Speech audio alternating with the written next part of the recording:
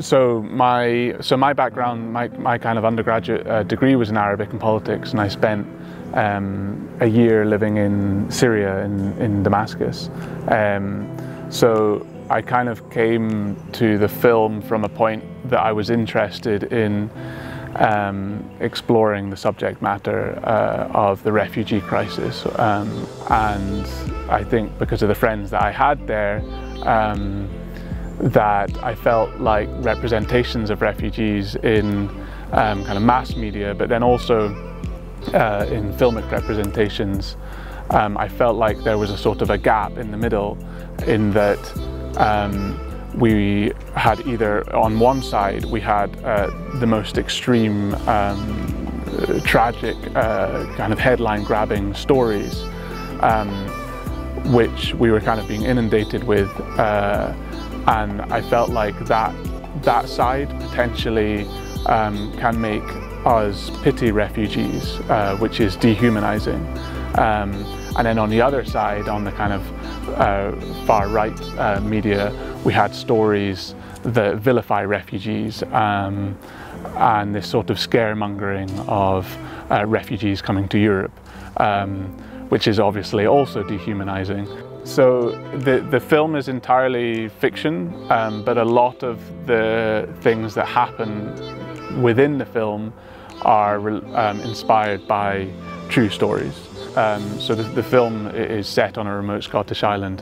It's about a group of asylum seekers that are sent to a remote Scottish island to wait for their asylum claims to come through.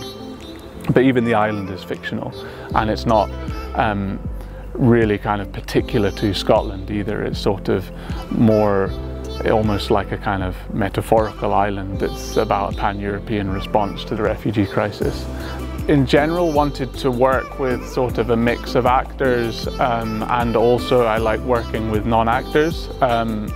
The main cast of the film, they all are actors, but it took us a long time to cast them and find the right people. So the kind of main group of characters, of asylum seeker characters, are kind of not so known, and then we have other people within the community that are perhaps a little bit better known. Bueno, proiektu honetan lanean hasi ginen ja, orain dela 3 urte, baina rodaje izan zen aurreko urtean, urria azaroan, eta egon ginen 6 aste joizten grabaketa.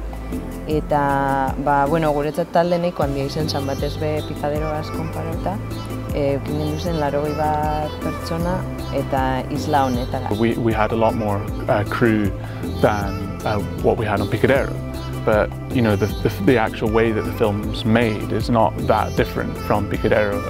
You know, stylistically for me, I like a lot of static shots and all of that kind of thing, and it's, you know, so it's really very similar to Pikadero, but we had more than double the crew. But this was necessary because in Uist we had like 6 people holding down the lighting stands and all of these things because of the weather.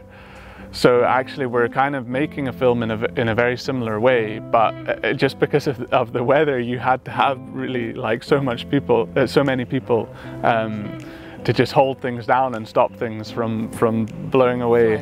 We had such a hard time because the weather was so extreme. So we were shooting in you know, 55-mile-per-hour winds. You know, it was freezing cold and rain, and it was just really difficult physically because we were also shooting in remote places, so there was quite a lot of hiking involved. Alegin ginen bebai, gu islara moldatzen, ez? Ze badakizu nora zoazen eta ezin zara agertu derrepente, kotxe pilo bat, kamioi pilo bat, jente pilo bat, eta orduan izan zen bebai, moldatzea euren egunerokora. So it's kind of got that mix of a sort of undertone of humour, but then it's also, you know, I would say it's still very much a drama, but with a kind of an undertone of humour or with melancholic humour. So it's similar tonally to Pikadero, but the subject matter or the story is more serious. It was difficult at times, especially in the writing, to find the humor in that.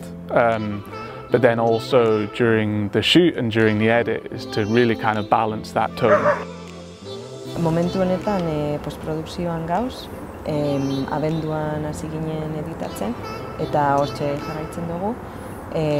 Edizioa ia bukatzea dau eta hemendik aurrera hasiko gara soinua eta efektu bereziak, kolorea eta beste gauza batzukin.